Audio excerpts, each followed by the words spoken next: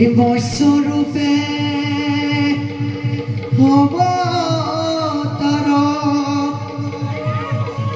ভৈলা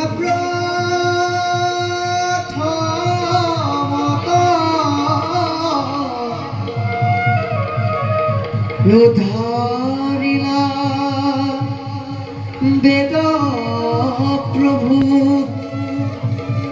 প্ৰলয়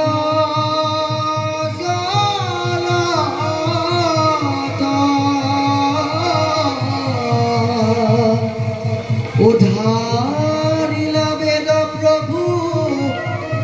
প্ৰলয়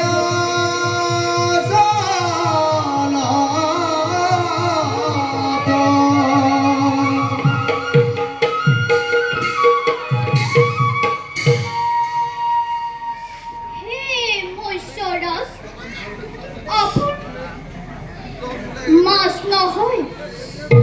মই মৎস্যৰ এনে ভয়ংকৰ ৰূপ কেতিয়াও দেখা নাই মই জানিব পাৰিছো আপুনি ব্ৰহ্মা বিষ্ণু মহেশ্বৰ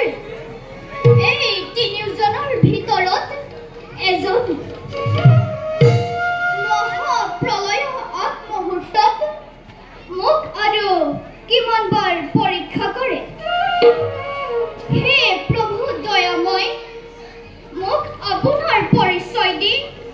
মোৰ জীৱন সাৰ্থক কৰক আপুনি যদি কোনোবা দৈত্য তেন্তে মোক ভক্ষণ কৰক হে মহাজ্ঞানী ৰাজা সত্যব্ৰত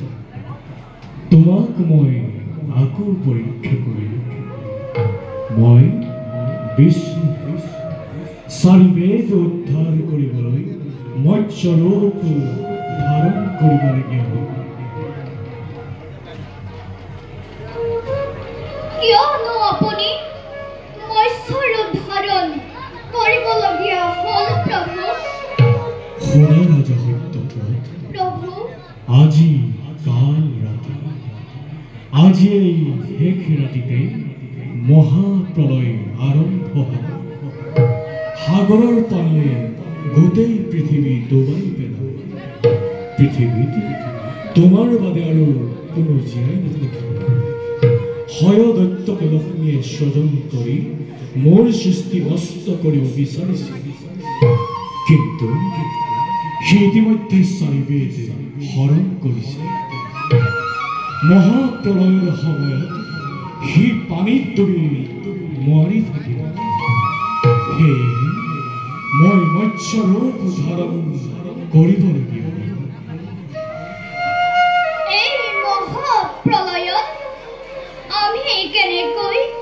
জীয়াই থাকিম প্ৰভু শুনাতে প্ৰভু